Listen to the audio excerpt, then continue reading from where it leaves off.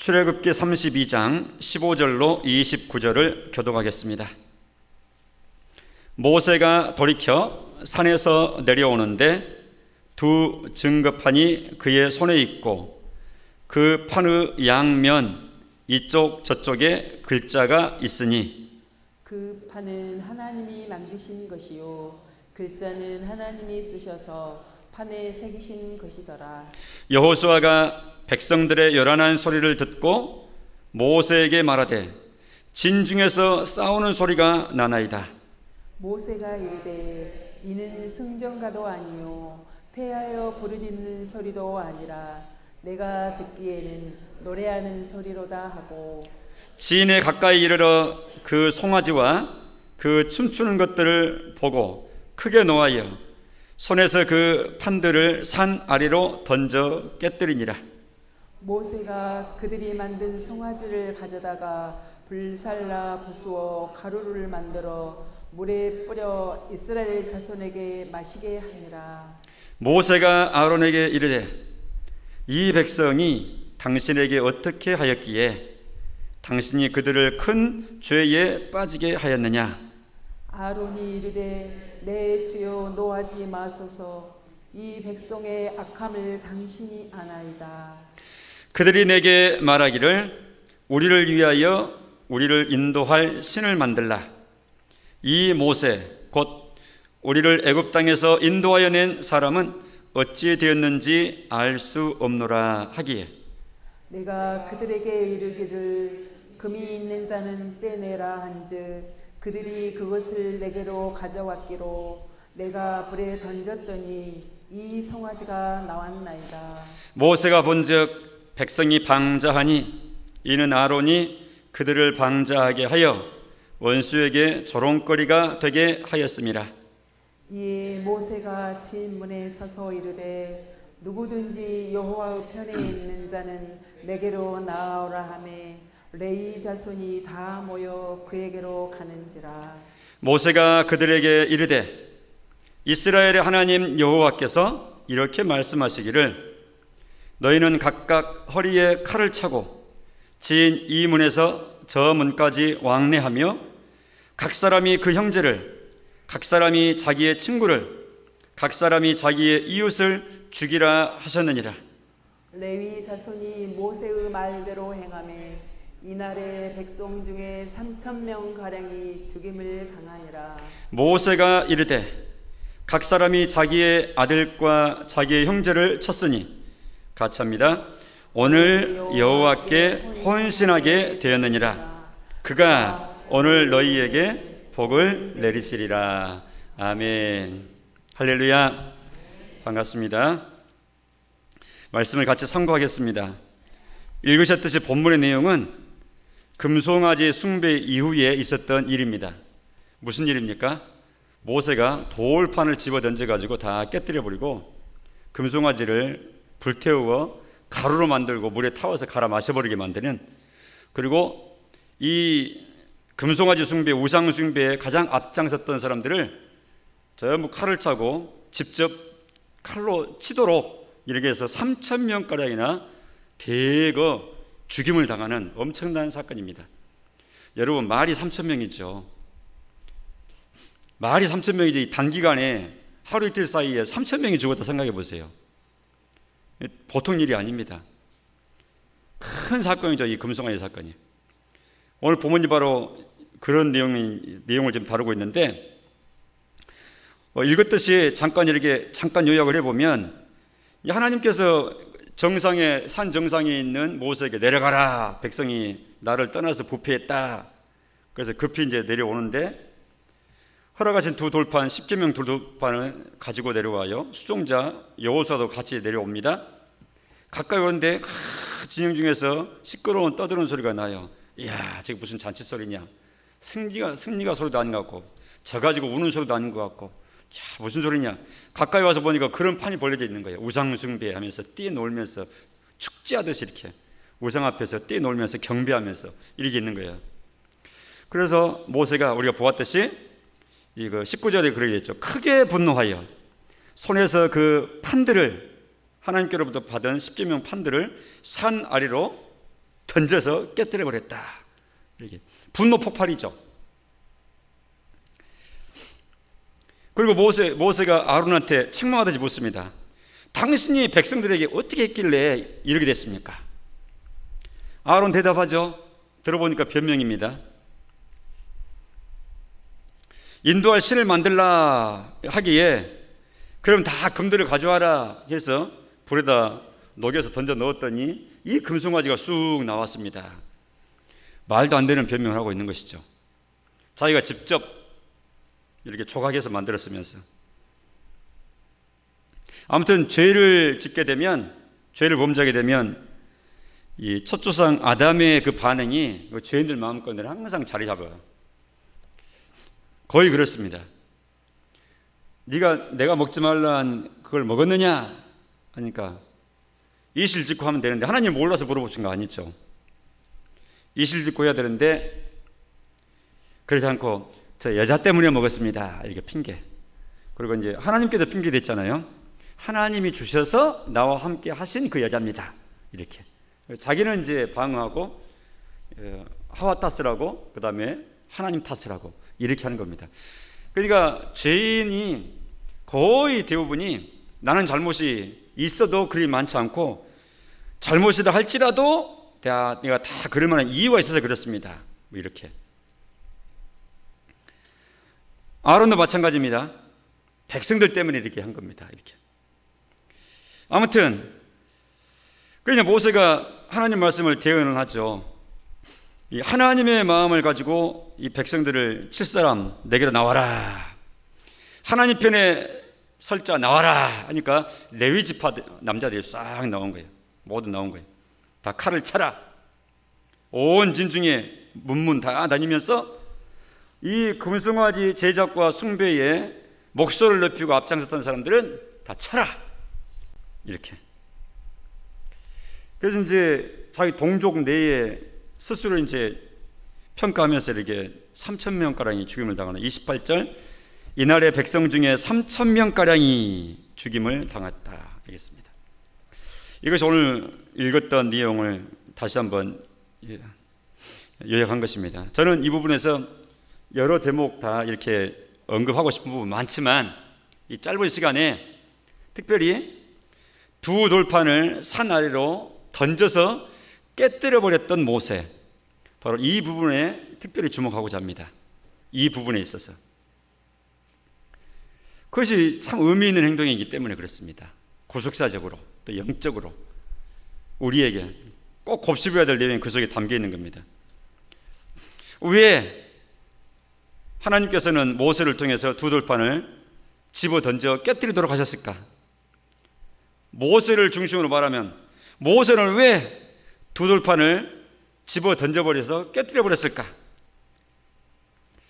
그것은 첫째로는 그 우상숭배를 목말라 하고 눈에 보이는 신상을 만들고 하나님의 모양을 그 모양으로 빚어가지고 하나님의 하고 하는 그 백성들, 그들에게 있어서 형상을 띄고 만들어 놓은 그런 우상이 어떻게 무능한지를 직접 깨닫게 하기 위해서 그렇게 한 겁니다. 백성들로 하여금 우상의 무능함을 깨우쳐주기 위해서 그렇게 한 겁니다. 우상 숭배가 얼만큼 허무한지, 우상 제작이 얼마나 덧없는 일인지 교훈해 주시기 위해서 그렇게 한 것입니다. 시편 115편 4절로 8절 우리가 천천히 다시 한번 같이 읽어보십시다. 1절에 우리가 함께 읽었던 기억이 있는데, 자 보세요. 우상이 얼마만큼 무능하고 허무하고 덧없는 생명 없는 것인지 같이 읽어보겠습니다. 시작. 그들의 우상은 은과 금이요 사람이 손으로 만든 것이라. 입이 있어도 말하지 못하며, 눈이 있어도 보지 못하며, 귀가 있어도 듣지 못하며, 코가 있어도 냄새 맡지 못하며, 손이 있어도 만지지 못하며, 발이 있어도 걷지 못하며, 목구멍이 있어도 작은 소리조차 내지 못하느니라. 8절. 우상들을 만드는 자들과 그것을 의지하는 자들이 다 그와 같으니라. 여기서 저 마지막 부분 다 그와 같으니라 하는 저 말은 어떻게 무엇과 같다는 뜻이에요? 지금까지 쭉 언급했던 그 우상과 같다 그 말이죠. 그 무감각한 우상, 생명치 없는 우상처럼 그 만든 사람도 영적인 상태가 그렇고, 그렇게 해서 제작된 인간의 작품에 불과한 그것을 숭배할 경배할 대상이네 신이시네 하고 의지하고 거기에 인격을 조아리고 하는 사람도 그처럼 생명력 없는 무생명체와 똑같다 그 말이죠. 생명 없는 부질없는 짓이다.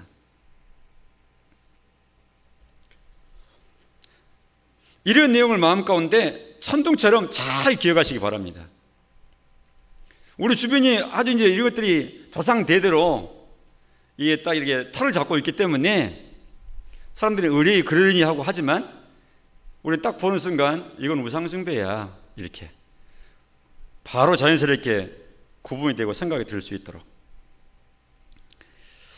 사사시대의 기드온이라는 사람은 참 유명하죠. 우리 사사기에 나와 있는 여러 사사 중에 기드온 사사 활동은 참 유명합니다. 그런데 거기에 보면 우상의 무능함, 우상이 어떻게 생명력이 없고 무능한지, 방금 읽었던 건 시편 기자의 그 고백처럼 얼마나 무능한지에 대해서 잘 보여주는 기드온과 관련되는 사연이 기록되어 있어요. 사사기 6장부터서 기드온과 관련된 사사인데 30절 이하에 보니까 이런 내용이 나와요. 성읍 사람들이 기드온의 아버지 요아스에게 다 몰려옵니다. 몰려와가지고 너의 아들 기드온을 끌어내라. 그놈은 당연히 죽어야 된다. 이유를 말합니다. 마을 사람들, 몰려온 사람들이, 니네 아들놈이 우리가 섬기는 제단에 와가지고 우리의 신인 바알을 다 찍어버렸대. 그리고 바알의 짝꿍신 여신인 아세라 신을 다 찍어버렸다. 아니, 우리 신을 네 아들놈이 그렇게 했다, 회파했다. 그러니 우리가 가만히 놔둘 수 없다. 여러분, 이 몰려온 마을 사람들의 말을 가만히 한번 생각해 보세요. 얼마나 웃긴지. 하나님이 기드온을 불러가지고 시켰거든요. 그때 기드온이 겁이 나가지고 낮에 대낮에 못하고, 사람들이 출입이 없고 눈이 이제 다 잠들었을 저녁에 심야 시간에 10명의 종들을 골라가지고 자기가 앞장서가지고 다 이렇게 톱질하고 깨버리고 막 이렇게 부숴버린 거예요. 다음날 아침에 보니까 이거 난리가 났거든요. 그랬더니 말이 나오기 시작한 거예요. 여기 기드온이 했습니다 해가 지금 몰려온 거예요. 기드온 집으로. 그래서 지금 이 난리를 피운 겁니다. 마을 사람들이. 네 아들놈 내놔. 그놈 죽여야 되겠다. 우리 신을 다 깨뜨렸대.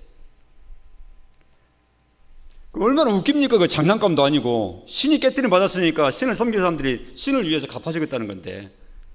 그러니까 기드온 아버지가 아주 재치 있게 대답을 합니다. 31절에 바로 그건데요. 우리 같이 읽어봅시다. 시작. 요아스가 자기를 둘러선 모든 자에게 이르되 너희가 바알을 위하여 다투느냐? 너희가 바알을 구원하겠느냐? 그를 위하여 다투는 자는 아침까지 죽임을 당하리라. 바알이 과연 신일진데 그의 제단을 파괴하였은즉 그가 자신을 위하여 다툴 것이니라 하니라. 맞는 말이죠. 바알이 신이면 자기를 이렇게 불명예스럽게 대하고 자기를 못 오간 놈이 있거든.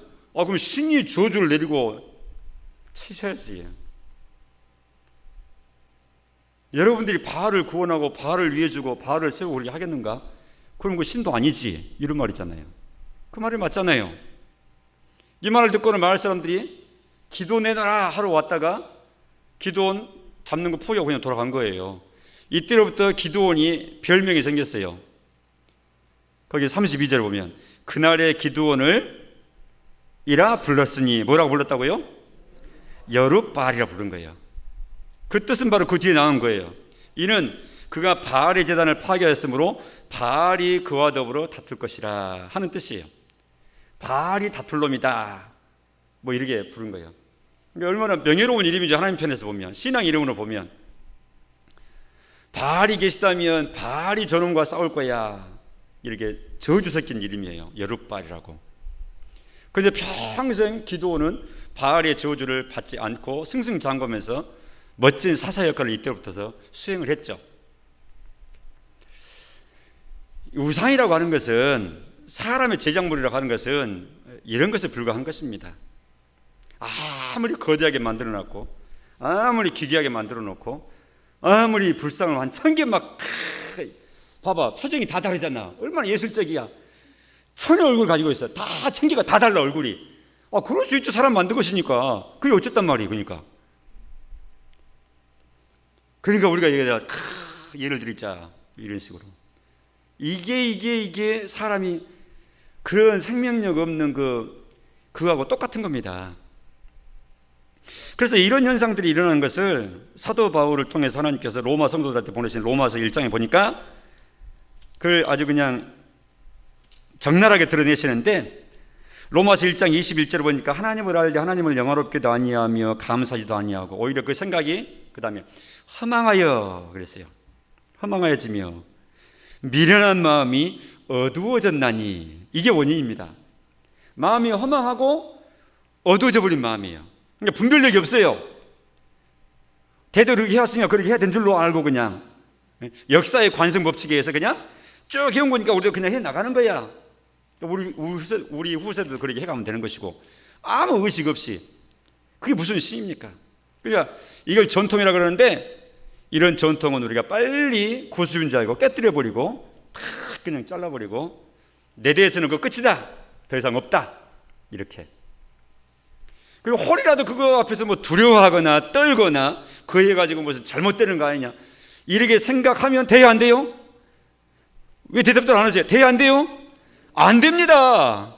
자신 있게 말씀하셔야죠. 불안에 떨거나 괜히 캥기거나 그럴 필요 있어요? 다 필요 없는 거예요. 담대한 마음을 품으세요. 성령께서 여기서 외치는 이 사람처럼 모두에게 동일한 담대한 마음 주시기를 간절히 바랍니다. 다 무시하세요. 하나님 외에 누가 반석이며 우리 하나님 외에 누가 참 신이시냐? 하나님 외에 누가 있습니까? 로마서에 계속 1장 22절에 보면 스스로 지혜 있다 하나 어리석게 되어, 사람이 스스로 말하는 게, 야, 우리처럼 지혜로운 민족, 우리처럼 지혜로운 존재가 어딨냐 하고, 우리 사람, 우리가 최고야, 이렇게 스스로 지혜 있다고 100점을 줘요, 자기한테. 그런데 하나님은 평가를 하실 때 어리석게 된 것이다, 미련한 짓이다, 이렇게 말씀하고 있는 거예요. 23절 같이 읽습니다. 시작.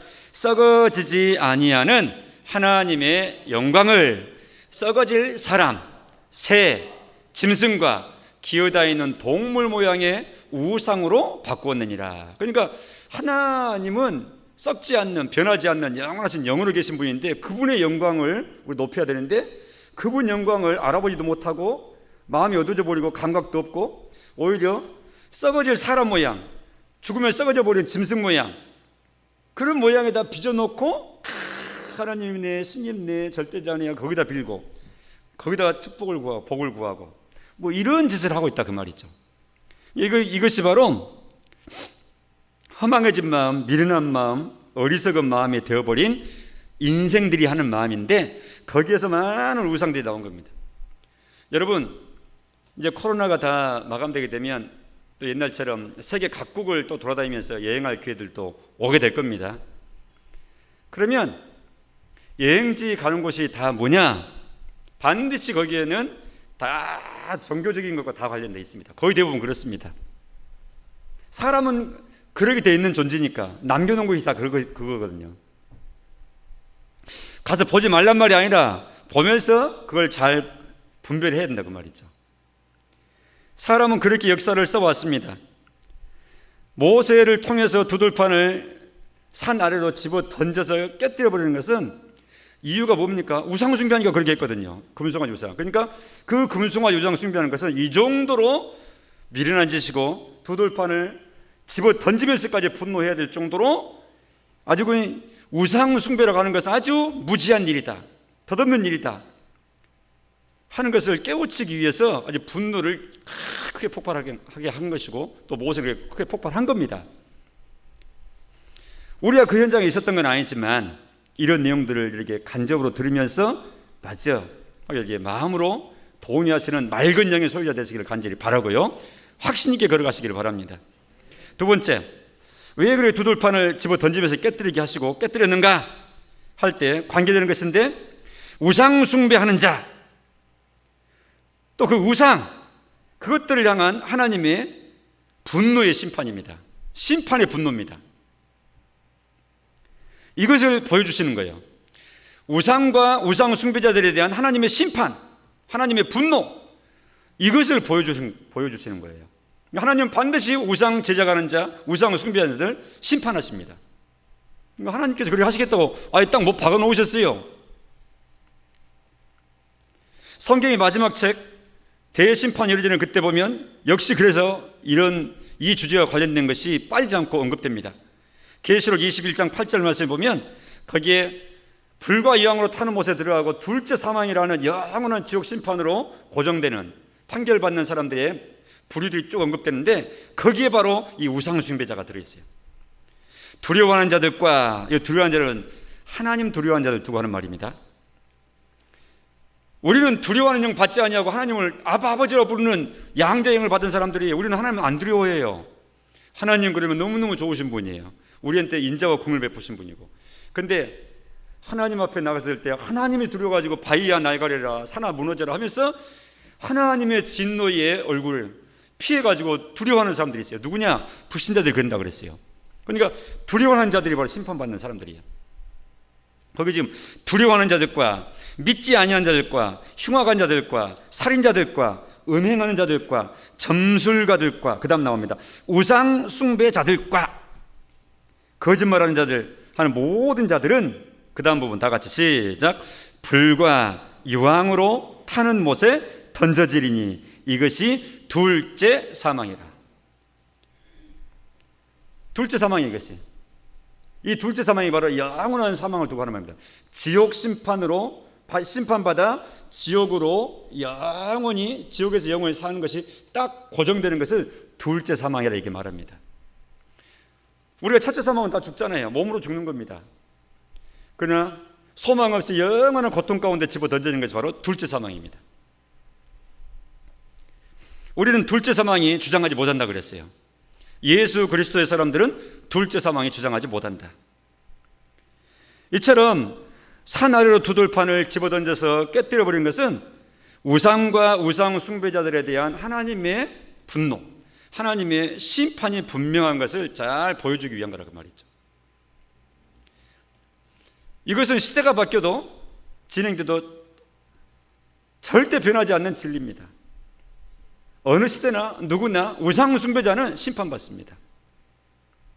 하나님 외에 숭배할 대상, 경배할 분은 아니 계시는데 하나님 자리에 무언가를 놓고 그렇게 대신하고 있는 것은 모두가 다 우상 숭배에 해당되는 것입니다.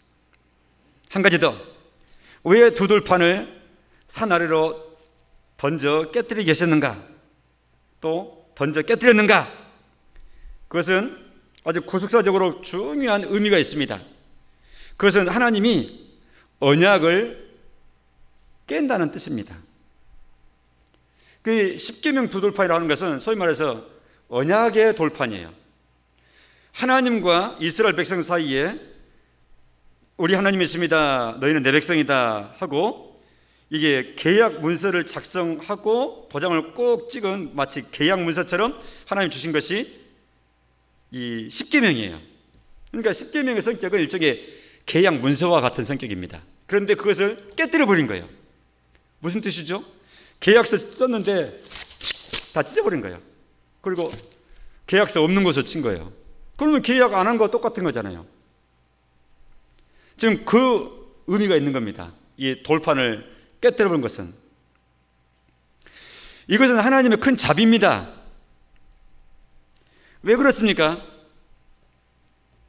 그 계약서가 그대로 살아있으면 이스라엘 민족 전체가, 계약 당사자의 백성 전체가 그 계약대로 다 처치를 받아야 됩니다. 왜 10계명, 4계명에, 이 3계명에, 2계명에, 10계명, 2계명에 그 말씀 하셨잖아요. 출애굽기 20장 4절 5절이 바로 거기에 해당되는 본문인데, 너를 위하여 새긴 우상을 만들지 말아라. 하늘에 있는 것이나 땅에 있는 것이 땅 안에 있는 것 아무것도 만들지 말고 섬기지 말고 절하지 말아라. 그러게 하면 5절 끝부분, 여호와는 질투하는 하나님이다. 나를 미워하는 자의 죄를 갚되 아버지로부터 아들에게로 3, 4대까지 이르게 하고야 말겠다. 그러니까 우상 만들고 그것들을 섬기고 하면 하나님께서 멸하시겠다. 자손 대대로 멸해버리겠다. 뭐 이렇게 하나님께서 아예 계약서상에 딱 문서로 박아 놓으신 거거든요. 그리고 이것 언약식 할 때 백성들이 다 그렇게 하겠습니다 하고 아멘 하면서 다 이렇게 언약식 하고 피 뿌려서 막 피로 다 증명하고 이렇게 한 언약식을 했었잖아요. 근데 이 언약이 그대로 적용되게 되면 그 민족 전체가 하나님 앞에서 이 벌을 그대로 다 적용받아 받아야 돼요. 그런데 하나님께서 이 돌판을 깨뜨리신 거예요. 깨뜨리게 한 거예요. 그럼 무슨 의미입니까? 계약을 파괴시키신 거예요. 이것이 파괴되기 때문에 그걸 적용받지 않고 보존되는 은혜가 그 다음에 따른다 그 말이죠. 하나님의 은혜입니다. 긍휼히 하나님께서 언약의 돌판을 깨뜨리게 하심으로써 그 언약을 폐기시키시고 이스라엘을 살 길을 허락해 주신 것이죠. 그리고 다시 회복할 기회가 있도록 만들어 놓으신 거예요. 그래서 성경 전체로 이게 아울러서 보면 이 부분에서 관련해서 보면 언약이라는 관점에서 성경 전체를 관통해서 보면 언약을 두 개로 나눕니다. 우리가 들은 대로입니다. 이전에 있던 언약이 있고 새로 등장한 언약이 있기 때문에 옛 것과 새 것으로 구분해요. 그래서 바다사입니다. 옛 언약. 그 이후에 등장하는 것을 바다입니다. 새 언약. 옛 언약과 새 언약이라고 이렇게 구분해서 성경에서는 계속 말씀하는 거예요.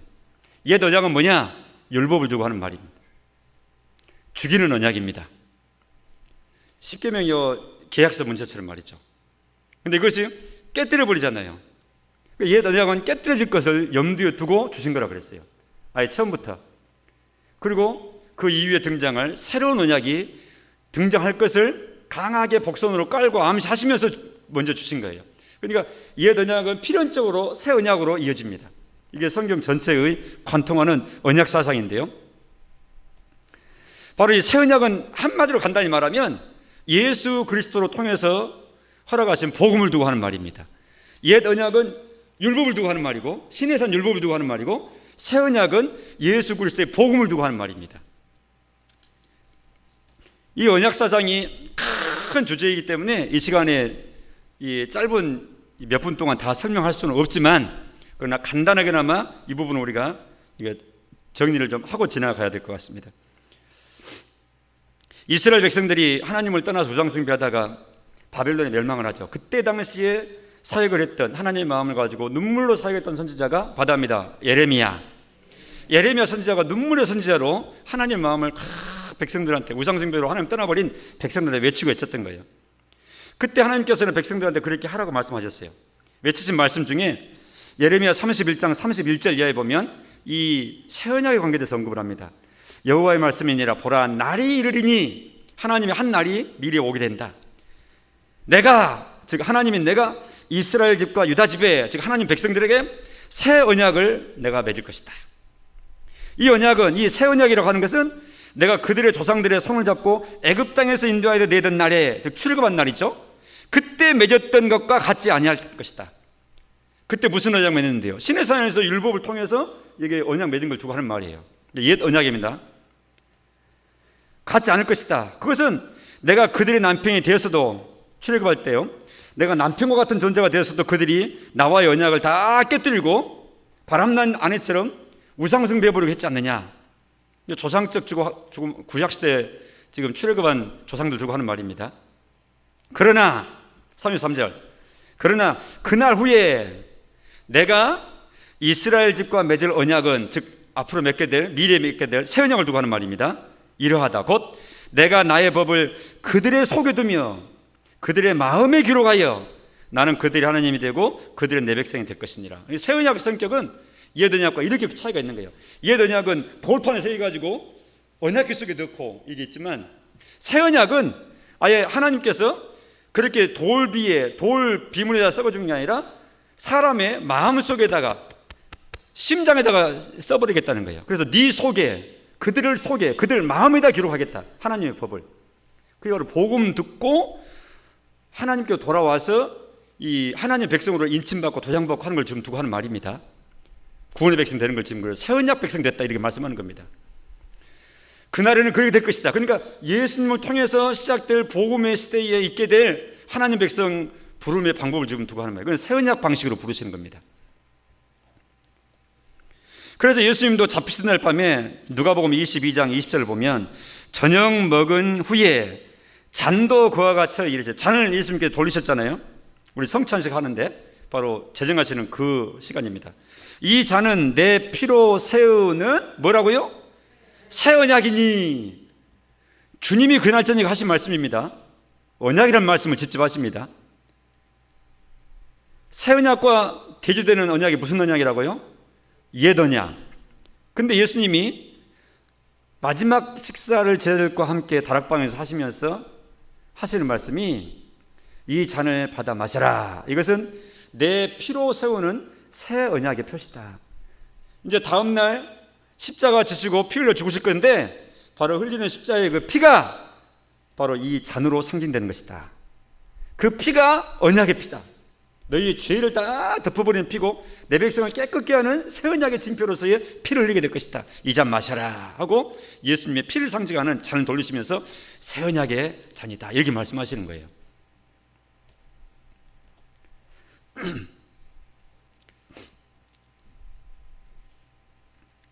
골로새서 2장 14절에 보면 사도 바울을 통해서 하나님께서 그렇게 말씀하십니다. 우리를 거스르고 불리하게 하는 법조문으로 쓴 증서를 지우시고.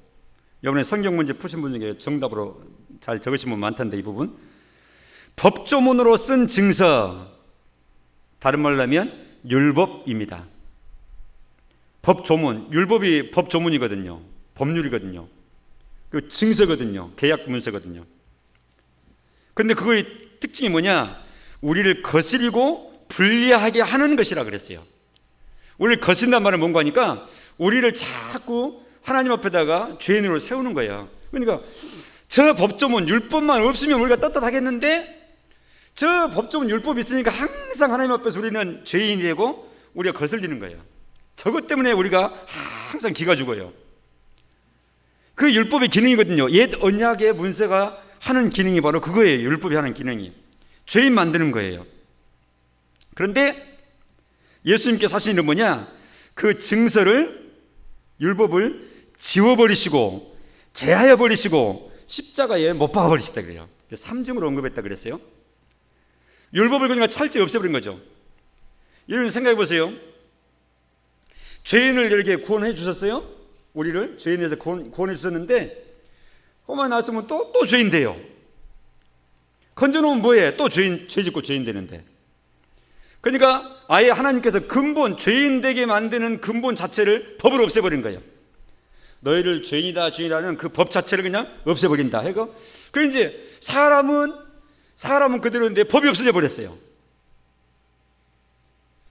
그럼 법이 성립이 안 돼요. 법이라고 하는 것은 사람이 잘못했을 때, 법을 그르쳤을 때에 죄인이다, 범법자다 이렇게 하는 것이 법의 기능이거든요.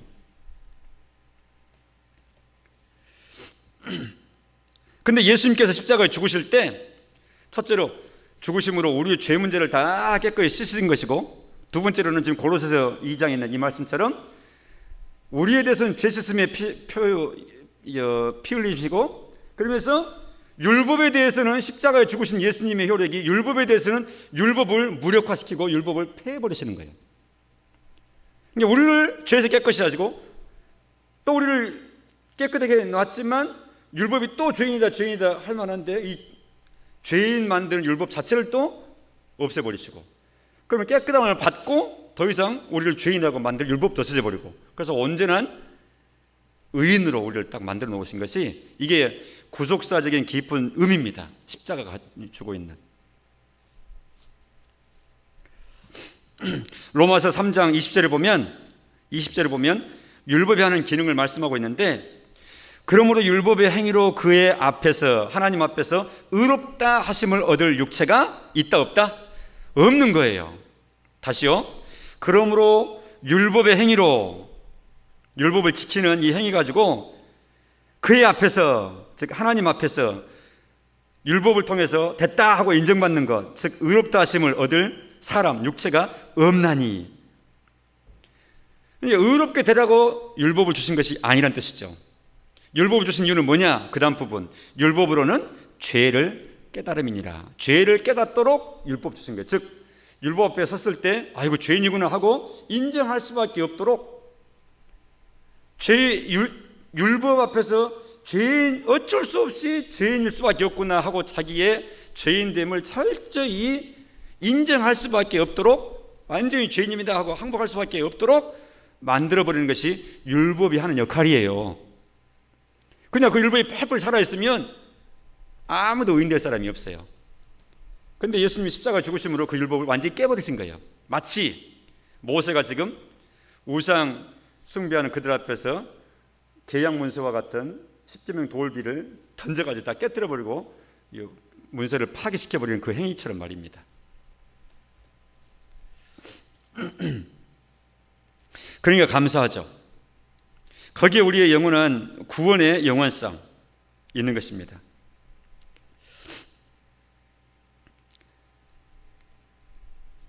자, 오늘 돌판을 집어 던져 깨뜨려버린 이런 모세의 행동을 통해서 하나님의 마음, 또 우리에게 주시는 그 의미를 세 가지로 정리를 했습니다. 우상숭배가 그렇게 허무한 짓이라는 사실, 우상숭배는 반드시 하나님의 진노의 심판을 받게 되고야 만다는 사실, 그리고 우리를 영원히 죄인 삼는 옛 언약을 깨뜨려 버리시고 새로운 언약으로 우리를 이끌어 주셨다는 사실까지를 우리가 살핀 겁니다. 자, 시대가 달라지고 과학 문명이 발달하고 이렇게 했어도 사람은 체질은 항상 똑같습니다.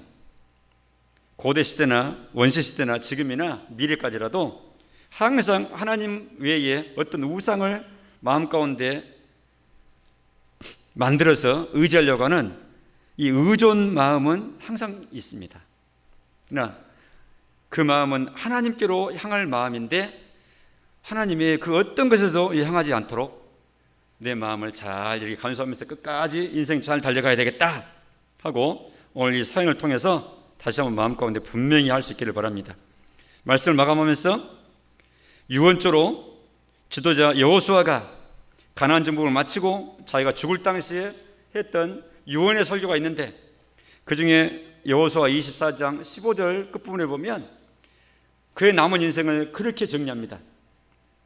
여러분들 그동안 나와 함께 여기까지 왔는데 저 강 건너 아모리 땅 신을 좋게 보거든 그 신을 섬기고 조상들이 나왔던 우리가 빠져나왔던 애굽의 신들이 좋게 보이거든 그 신을 섬기고 다 각자 마음 가운데 이제는 결단을 딱 하고 한 길만 가라. 오직 나와 내 집은 하나님만 여호와만 섬길 것이다. 그러니까 전부 다 여러분도 그렇게 하십시오라는 강력한 유언의 설교입니다.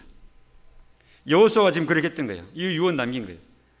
우리가 유언 남길 때 이 유언을 남겨야 돼. 이렇게 살다가 당연히 내 인생 몫은 이런 식으로 살다가 이런 마음 자세로 살아갈 것이고, 그리고 나의 후손 대대로 너희 대대로 꼭 우리 가문에서는 하나님만 섬기는 가문으로 있기를 나는 간절히 바란다. 내 천국 가서도 그걸 원하마. 이런 식으로 그냥 꽁꽁 어쩌든지 유익되게 유익한 유언조의 말을 늘 남기고 이렇게 하면서 우리가 믿음의 조상으로 나아가야 될 것이다. 기도하겠습니다. 하나님의 큰 능력을 수없이 경험을 했던 그들이지만 인간적인 체험, 기적적인 놀라움은 온데간데 없이 금방 사라져버리고 그들 마음 가운데는 하나님을 떠난 우상 숭배가 자리 잡고 말았습니다. 하나님께서 모세의 분노를 통해서 그들에게 우상의 허무함을 다시 깨닫게 하시기를 원하셨습니다.